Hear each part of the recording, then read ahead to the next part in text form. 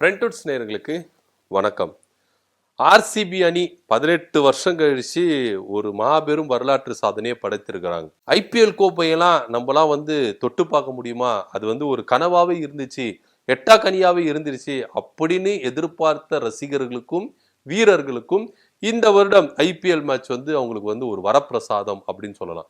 இவங்க கப்பை வென்றுதான் வென்றாங்க, ஆனா உயிர் பலிகள் கொடுத்துட்டாங்க அப்படின்றது தான் பொது வெளியில பேசிட்டு இருக்காங்க. இப்போ இவங்க ஆர்சிபி அணி வின் பண்ணிட்டாங்க, வரலாற்று சாதனை, அதுல எந்த வித மாற்று கருத்து இல்லை. ஆனா இங்க பெங்களூர்ல இந்த வெற்றி விழாவை கொண்டாடுறதுக்காக கூடின கூட்டம் 11 உயிர்களை பலி வாங்கிருச்சு. ஆர்சிபி அணி வெற்றி கோப்பை பெற்றதுக்கு இந்த 11 பேர் பலியா அப்படின்ற ரேஞ்சில கூட நிறைய பேர் என்ன பண்றாங்க, கருத்துக்களை சொல்லிட்டு வராங்க. சோ இது பாத்தீங்கன்னா ஒரு பக்கம் விசாரணைக்கு உட்படுத்தப்பட்டிருக்கு, இதெல்லாம் ஒரு புறம் இருக்கட்டும். இப்போ என்ன விளைவுல நிக்குது? இந்த ஆர்சிபி அணி 18 வருஷம் கழிச்சு கப் அடிச்சிருக்கிறாங்க, ஒரு வெற்றியை செலிப்ரேஷன் பண்றாங்க, வரலாற்று சாதனையை படைத்திருக்கிறாங்க. ஆனா இப்போ இப்பேற்பட்ட ஒரு சாதனையை படைத்த ஆர்சிபி அணிக்கு போராத காலம் அப்படின்ற ஒரு ரேஞ்சில தான் நிக்குது. சோ இவங்க இந்த வெற்றியை செலிப்ரேஷன் பண்ணாங்கல்ல, இதன் விளைவா இந்த ஆர்சிபி அணியே வேறொருத்தர் கைக்கு போக போகுது அப்படின்றதுதான் நிதர்சனமான உண்மை. இப்போ கரண்ட்ல ஆர்சிபி அணியின் உரிமையாளரான டியாஜியோ நிறுவனம் என்ன பண்ணிருக்குன்னா, ஆர்சிபி அணியை 17,000 கோடிக்கு விற்கிறதுக்கு முன் வந்துட்டு. போதும்பா சாமி, நீங்க வெற்றி பெற்றதும் போதும், உங்க வெற்றி பெற்றதின் கொண்டாட்டத்தினால 11 உயிர்கள் போதும், அதனால பெங்களூர்ல கர்நாடக முதலமைச்சர் படாத பாடுபட்டு இருக்காங்க. சோ இந்த 11 பேர் பலியானது விஷயத்துல நிறைய பேர் என்ன பண்றாங்க, ஆட் ஆயிட்டே போறாங்க.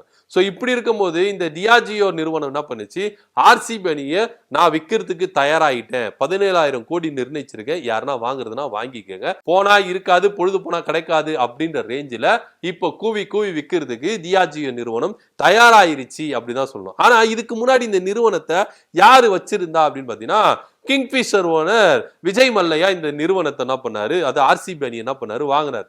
ஆனா ஒரு ரீசன் சொல்லியிருக்காரு. இப்ப பரபரப்பா ஒரு பாயிண்ட் இருக்கு. இந்த விஷயம் ஆர்சிபி அணி கொண்டாட்டம், கப்பு 18 வருஷம் கழிச்சு கப்பு அடிச்சது, இந்த மாதிரி ஒரு விஷயத்த போயிட்டு இருக்கும்போது இந்த ஆர்சிபி அணி அப்படின்றத எதுக்கு நான் உருவாக்குனேன் அப்படின்னு பாத்தீங்கன்னா, ராயல் சேலஞ்சர்ஸ் விஸ்கி இருக்குல்ல, இந்த விஸ்கியை விளம்பரப்படுத்துறதுக்காக தாங்க நான் இந்த அணிக்கு பேரே வச்சேன். ராயல் சேலஞ்சர்ஸ் பெங்களூர் அப்படின்றத நான் பேரே வச்சேன், ஆர்சிபி அணி அப்படின்றது ஒரு பேரே வச்சேன். என்னுடைய மதுபான விற்பனையான ராயல் சேலஞ்சர்ஸ் விஸ்கி, அதே போல கிங்ஃபிஷர், இந்த மதுபானம் சேல்ஸ் ஆகணும், இதுக்கு ஒரு நல்ல வரவேற்பு கிடைக்கணும் அப்படின்றதுனாலதான் இந்த அணியை உருவாக்குனேன். அதுக்கப்புறம் அது டியாஜியோ நிறுவனம் வாங்கிச்சு, பல நிறுவனங்கள் கை மாறிச்சு. இப்போ அந்த டியாஜியோ நிறுவனம் என்ன பண்ணிருக்குன்னா, இதை விற்கிறதுக்கு முன் வந்திருக்கு. இப்போ இதுலதான் ஒரு பெரிய ட்விஸ்ட் இருக்கு. இந்த நிறுவனத்தை யாரு வாங்க போறா அப்படின்னு பாத்தீங்கன்னா, அப்கோர்ஸ் யாருமே எதிர்பார்க்காத ஒரு விஷயம் நடக்க போகுது. இவர் யாரு அப்படின்னு பாத்தீங்கன்னா, வேர்ல்டுக்கே தெரியும் இவர் யாரு அப்படின்றது. ஏன்னா இவர் போகாத இடமே இல்ல, இவர் செய்யாத தொழிலே இல்ல, எந்த நாட்டிலேயும் இவர் தொழில் இல்லாத நாடே இல்ல அப்படின்ற ஒரு ரேஞ்சுக்கு தான் இந்த மனுஷன் இருக்கிறாரு அப்படின்னு தான் சொல்லணும். ஆனா இவர் மேல ஏகப்பட்ட ஊழல் குற்றச்சாட்டு, கொஞ்சம் நஞ்சம் இல்ல. அமெரிக்காவே இவர் மேல குற்றச்சாட்டுகள் வைக்குது. அது மட்டும் இல்ல, நிறைய நாடுகள் இவர் மேல குற்றச்சாட்டுகளுக்கு அந்த அளவுக்கு இவர் ஊழல் பண்ணிருக்கிறாரு அப்படின்றத சொல்ல. ஆனா இந்த ஊழல்வாதிய ஒருத்தர் மட்டும் என்ன பண்றாரு, ப்ரொடெக்ஷன் பண்றாரு அப்படின்னு கூட எதிர்கட்சி தலைவர், அதாவது நாடாளுமன்ற எதிர்கட்சி தலைவர் ராகுல் காந்தி ஐயா கூட என்ன பண்ணாரு, ரொம்ப உறக்க சத்தமா சொன்னாரு, போட்டோ எல்லாம் வச்சு காமிச்சிருப்பாரு. இப்ப தெரிஞ்சிருப்பீங்களா அவர் யாரு அப்படின்னு? ஆமா, சந்தேகமே பட வேணாம், அதானி தான் இப்ப ஆர்சிபி அணியை வாங்குறதா தகவல் வந்திருக்கு. இவர் ஆல்ரெடி பாத்தீங்கன்னா சின்ன சின்ன அந்த கிரிக்கெட் போட்டிகள் இருக்குல்ல, இந்த போட்டிகள்லாம் பாத்தீங்கன்னா அவர் அவருடைய அணி இருக்குது. ஆனா இருந்தாலும் ஐபிஎல்ல தன் காலை பதிக்க வேணும் அப்படின்ற ஒரு காரணத்துக்காகத்தான் இவர் ரொம்ப ட்ரை பண்ணியிருந்தாரு.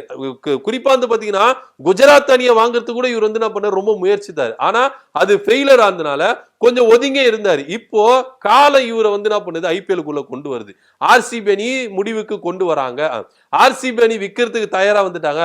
ஐயா, அந்த தொகை 17,000 தொகை இல்ல, நீங்க எவ்வளவு கோடி கொடுத்தாலும் அதை வாங்குறதுக்கு நான் தயாரா இருக்கேன். ஆனா என்னுடைய எய்ம் எல்லாமே ஐபிஎல்ல கால் பதிக்கணும். ஏன் இவர் ஐபிஎல்ல கால் பதிக்கணும் அப்படின்னு சொல்லிட்டு எல்லாருக்கும் சந்தேகம் வரல.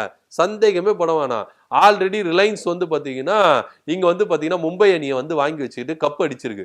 இப்போ ஐயாவும் அவருக்கு போட்டியா, ஆல்ரெடி தொழிலே ஒரு போட்டியா இருக்கிறாரு. பிசினஸ்ல ரிலையன்ஸ் நிறுவனத்துக்கு அம்பானிக்கு எதிராக என்ன பண்ணிருக்காரு, அதானி இருக்கிறாரு. போட்டா போட்டி நடக்குது. நீ பெரிய ஆளா நான் பெரிய ஆளா, நீ பெரிய ஆளா நான் பெரிய ஆளா.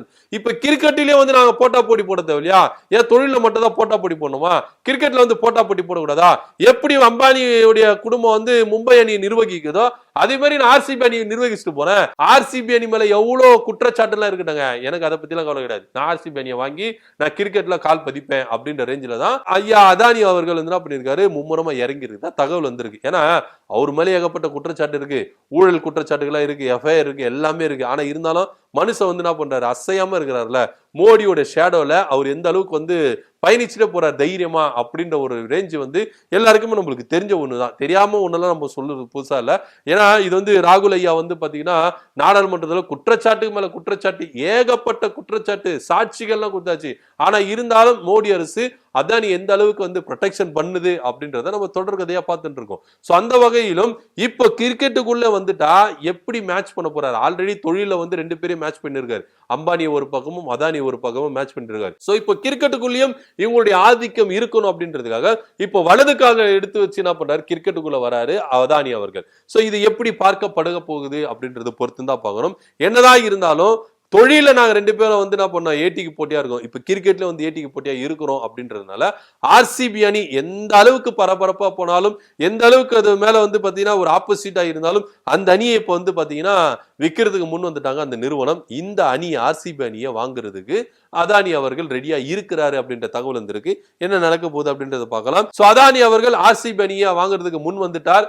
இப்போ அதானியோட ஆட்டம் கிரிக்கெட்ல எந்த அளவுக்கு இருக்க போகுது, ஆதிக்கம் எந்த அளவுக்கு இருக்க போகுது அப்படின்றத கீழே கமெண்ட் பண்ணுங்க. நன்றி, வணக்கம்.